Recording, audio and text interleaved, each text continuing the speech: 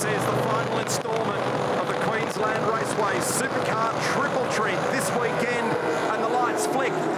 600 horsepower to the road, and again, Feeney's got it wide as he plucks second gear and roars down into turn one. And have a look at Brown trying to force the issue on the inside. Wood stays in second position. Tyres are cold as they throw 1.5 tonnes into turns 1 and 2. Bates is off to a reasonable start. Trying to make his way on the outside here is Reynolds, and that's hard yards. And somebody's well out there in the weeds. It could be Payne who's out there farming at the moment. Yeah, that was Payne. He was trying to get back on coming out of turn 2. But what a start, and a big brake lock. Big brake lock on the way in there. Was able to rescue it and not make contact. That didn't see who it was. But what a start by Feeney. Almost no wheel spin, and straight away with a 1.5 or 2 car length lap gain straight into turn 1. Turn 4, turn 5. A lot of jostling going on down there, and I think that was Nick Percat that might have just been squeezed high and wide down there. Not 100% sure. There's a lot of jostling going on at the back of the pack. So if you try and run down there 3 wide, you'll be in strife. Oh, Nick is up on the outside. Oh, LeBrock very deep into that corner, and they are going to be 3 wide through turn 6. We're watching Cam Waters, and he's got Percat on the outside of him. Now we are looking at Cam Hill, and this is Mostert on the fly. What a great battle going into turn 1. Mostert squeezes down the inside, comes up into position number 9. And that was Will Davison into the back. Then the push wide for LeBrock was all based on having a bit of assistance. Geez, that's wild on the way out of there. Jackson Evans on the outside of Aaron Cameron.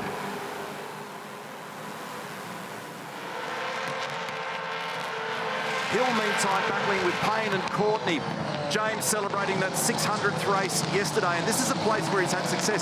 He brought 4 victories to this location, and he's muscling down the inside, and he's been able to displace Payne, but he's got Cooper Murray on the inside, 3 wide. It's game on the exit of the final corner, and now we've got rain. We've got rain out there on this racetrack, so if you want supercar action, just add water. This is going to be wild because it's raining heavily there at turn 1 and turn 2.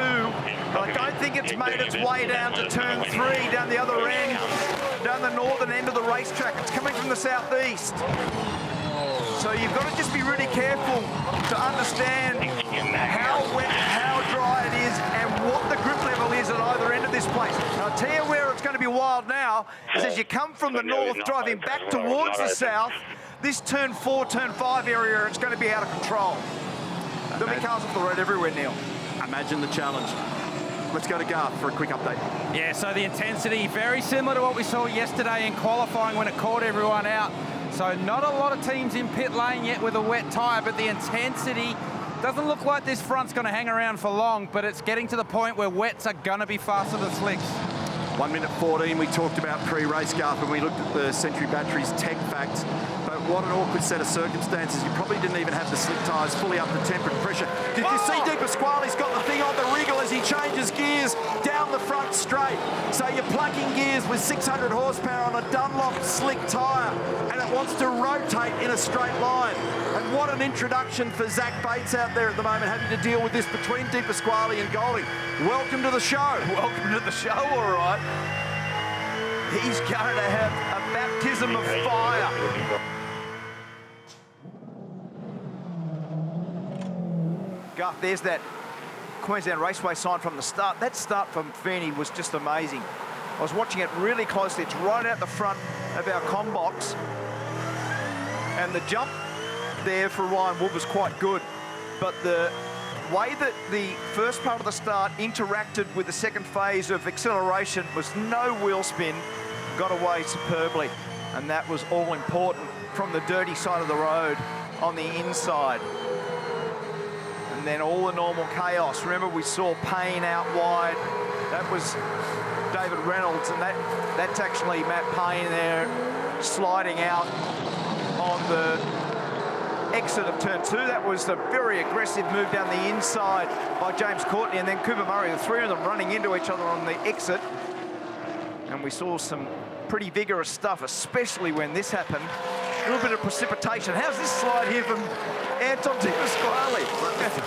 I looked up and saw all that going on with it fishtailing down the straight, and they're they're wild moments. When it starts to get that amount of attitude going, then that's pretty spooky. So he's losing a bit of ground in that.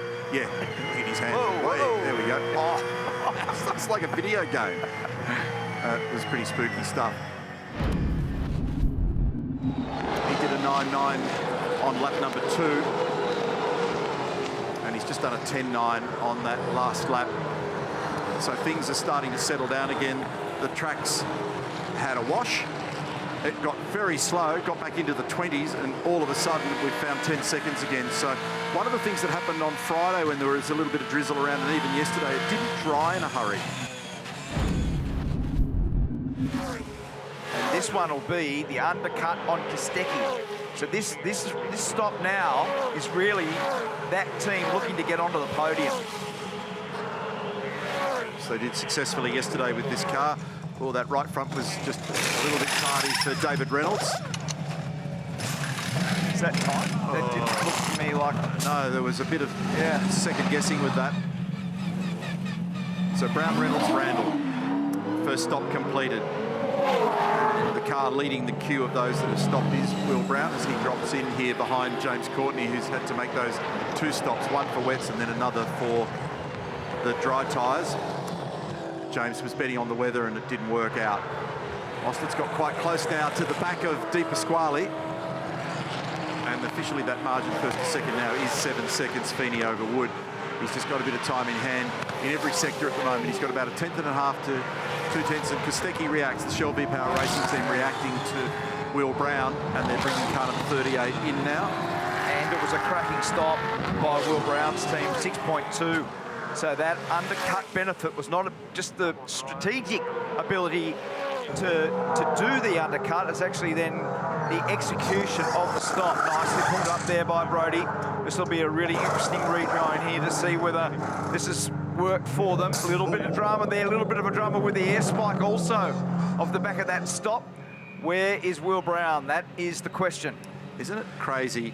All those tiny little things that, you know, when you rehearse it in the shop midweek, they're not factors. Watch the rejoin here. But all of a sudden in the theatre of battle, everything can change with that extra pressure. You know, wheels not necessarily going on as cleanly, air spikes not going on or off as easily. Having a look down the inside at turn 2, he thought long and hard about it. It'd be a challenge to pass in that location, but he's got the eyes on the exit. He'll be looking for corner exit speed. These blokes are mates, but right now they're in different war paint, and neither is going to give 1 millimetre. You'll be going the long way if you want to go around the outside, is the suggestion and the implication here from Kostecki, whose tyres are not up to temp or pressure. Now Brown squeezes down the inside, and he'll choke off his oxygen on the other side, and finally clears him after a bit of vigour. Great exchange. Great exchange. Oh, he's giving him a little touch-up. It's not over. Wood and Bates in the pit lane. And just looking out the front window, Brown was able to hang on in that little battle. Out of second position, Ryan Wood. And up the other end of the lane, because the wildcard's last in the pit lane, is Bates. Now, I'd be curious to see where Bates drops in here relative to Mostert. There goes Woody. He's in front of Courtney. James Golding's moved up into second. Richard Stanaway up into third. Massive. Huge. Mostert gone. Yeah. Mostert's round. Mostert's almost at turn 2. Yeah, so that's a huge gain. Yeah. So they've stayed out longer with this car, and that's hurt those tyres where Chaz has had the benefit of the fresher tyres. But now this bloke's going to have a shorter stint on this tyre set, Rihanna. Actually, unfortunately, a slow stop for Zach Bates. He overran the stop a little bit, and then they were pretty slow on the left front. So unfortunately, it was just a delay in the stop. Okay, by how much? Oh, here we are, we've got the replay. 7 seconds is the number that cost him. So, big delay. It's always hard when you have the wildcard stop like this, because you've got a temporary crew and the whole thing's different. Plus, he's overrun the box by miles. So again, that's just part of the experience, isn't it? Yeah, so then Bree was standing there seeing all that. So that explains a little bit of that margin. You do have a clear run into your pit bay. Do not come across too early. We're giving you 4 tyres and a churn. I'll tell you when to Boys, I'm going to go down to the Hino Hub in a minute and have a chat about just the reason I believe, I think we all do, that Brock Feeney's probably going to go on to be one of our greats. You watch him, he's going to stop on the mark here when they drop the car. Just watch him take off. All those little 1%ers we talk on, but let's focus for a minute, as Chad Nayland was saying, the last application of this field turn. You see there, see these guys again. They do the little things right. Connected beautifully. There goes 25 litres, gone. Now, I can't tell you, that looks easy, to drop a car down when you're full of adrenaline, to hold the throttle at a percentage and feed the clutch out like he just did. Very hard to do, looks easy. Yeah, good explanation, Larko. And that was a nice stop. We'll give the times in a second, but again, when you watch them do those sorts of stops, they never look hurried, they never look flustered. It always looks like it's in slow-mo. It's real perfection. Oh, we've got a problem here for Cam Crick, and this, with it buried, could well be a safety car. So the Dormer entry is well beached at the moment, and that is awkward. He's down at turn 6. Safety car boards and flags, safety car boards and flags. James Taylor, race director, upstairs in race control. Driving standards advisor alongside him is Craig Baird. So big advantage, Neil, now for Kai Allen, Waters and Heimgartner to make this stop under safety car conditions. Limiters engaged. Countdown from David Stewart, the Deputy Race Director, for the drivers to ultimately arrest their speed and engage those limiters, and that regulates the speed of the cars. Come down.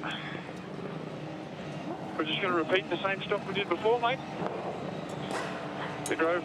So Feeney's back in. The Grove lads are hanging about. Wood, Brad, Kostecki, Chad. Swing around the tick. He was only just in pit lane, wasn't he? But there's still 3 cars yet to take their first stop. And I wonder if Kai Allen, Cam Waters and Andre Heimgartner are going to try what Matt Payne tried in Tasmania, which is pitting twice in the safety car period.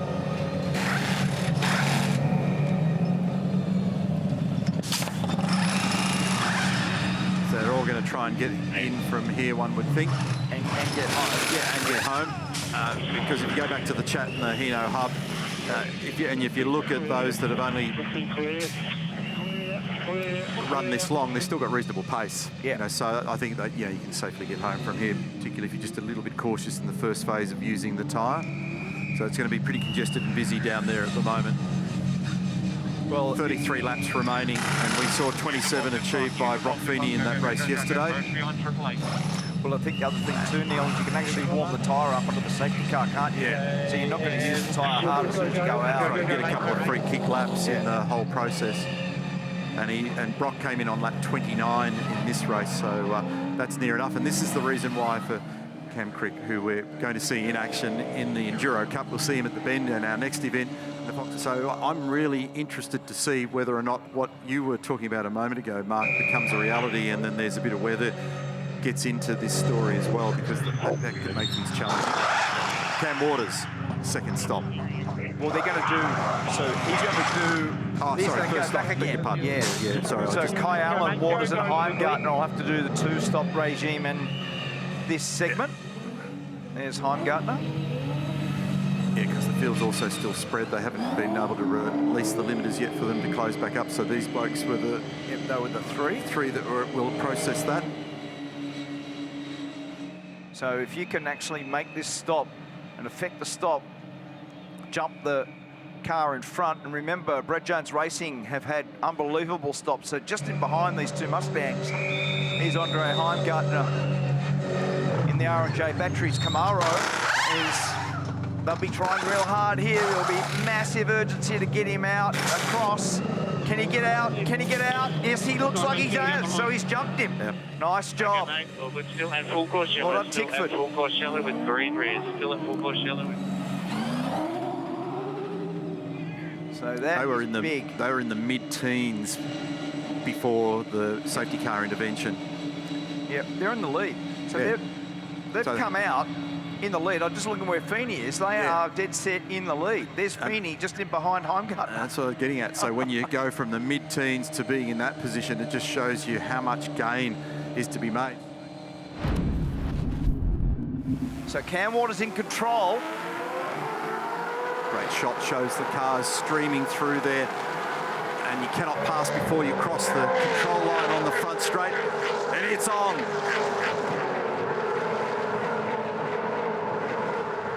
Supercar symphony in the background.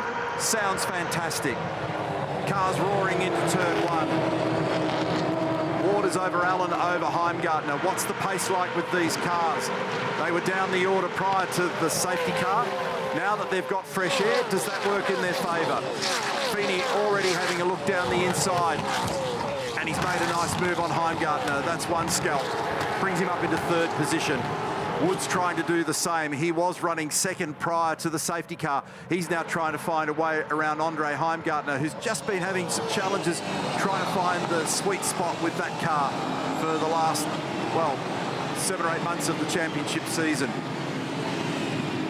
Newlon cars are together there through the left-hander at turn 4. So you've got Richie Stanaway getting split there as well, with Golding and Payne also moving up a spot in that process. There's height through that last corner with the LeBron. I mean, how's this? Bates down the inside. Oh, and a big contact there with Hill. And more contact, feeds him off to the side of the road. Hip and shoulder on that one was pretty heavy duty. That was wild. So I reckon there might have been something else go on there, because Cam Hill was so aggressive, and now Percat has given him a hit and he's escorted him off. So Percat down the inside at turn 2, and Zach Bates on debut ends up out in the weeds. And this is Feeney now up the inside of Kai Allen. He knows he's got to get this done quickly. He doesn't want to be parked in behind and have those tyres, the front tyres especially, get hot. And there's heaps of team radio. It's lit up. Yeah, there's some vigour and some anger out there at the moment. Feeney on the attack. He's in 3rd position. He's cleared Andre Heimgartner. Kai Allen hustling that thing, trying to keep him at bay. He's on the slide on the exit of turn 4. Does he have a dive down here? Braking strength has been the real thing that's been the differentiator for car number 88, and he's used it to great effect down there. Heimgartner, though, could capitalise out of this as well. Feeney makes some ground, clears the group, and look at Brown in the background as well. Brown moves up on Wood, that's key. Woody tries to dive back down the inside. Di Pasquale's car is smoking in the background. I think there's been some contact there, the right rear on that car. And Wood is also on the radio sounding unhappy, so there's more to the story. It's all going on after the safety car restart. He's got good pace. He's the 2nd fastest car out there on that lap. So this is really invigorated Cam. And a big spin turnaround there for Will Brown. Do they all miss him? Do they all miss him? Yes, they do. Well done. That's not easy to negotiate in that cloud. So that's a bad deal there.